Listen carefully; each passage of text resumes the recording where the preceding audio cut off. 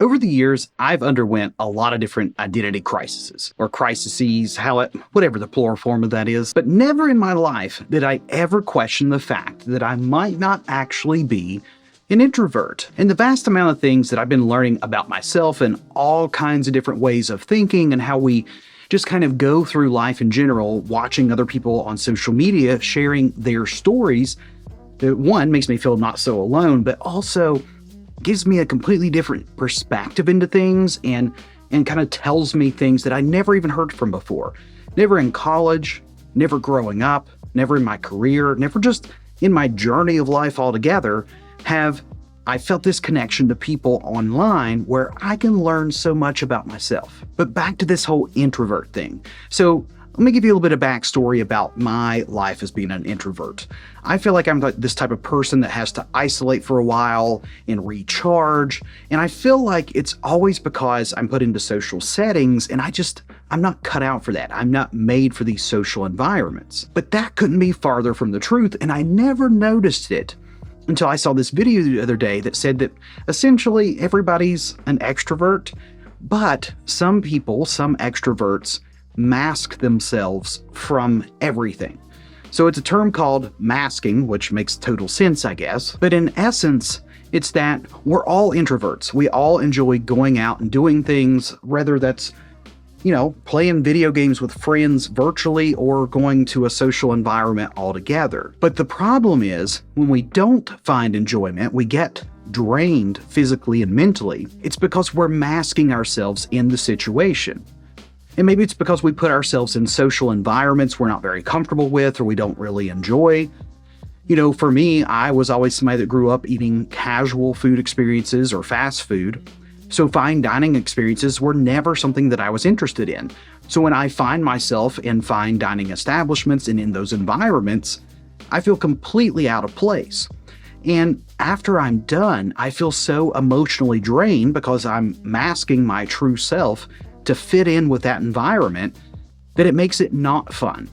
And so maybe now you're kind of seeing where we're going with this thing. Because let's take last night, for example. My wife and I hosted an open mic poetry night at our bookstore in a shared space with the coffee shop that we have our businesses with.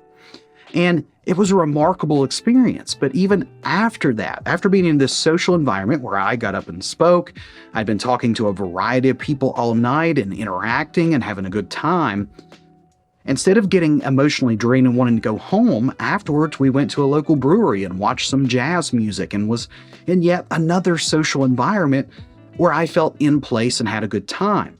I got to be myself. I got to talk about things that I enjoyed. I got to have drinks and I was surrounded by people that I like to be around. So I felt safe in those environments. So that really just kind of reinforced this idea that maybe I'm not an introvert, but actually I'm an extrovert. But I do mask myself in certain social gatherings or situations so that I fit in more. But in reality, what I'm doing is not being true to my authentic self, and it's making me miserable to the point that sometimes I don't even know who my authentic self is because I mask it so much. And a lot of times I'm not intentionally doing this. It just kind of happens. Even like here on YouTube, it's so hard for me to cut the camera on and just casually have a conversation. Right now, it's really hard for me to breathe and project myself because I'm masking myself right now. Instead of talking to you like I would just one of my friends and just having a good, casual, easy conversation where it's easy to talk and it's easy to breathe, I'm having to take all these breaths and pauses in between my sentences just to cut it enough so you're not hearing me do that every so many seconds. And it's because I am masking or trying to my accent so it's not quite as strong as it normally is.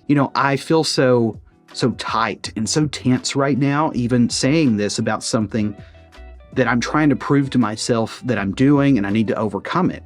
But it's not something you can just snap your fingers and then it's all of a sudden it's gone, it's over, everything's better.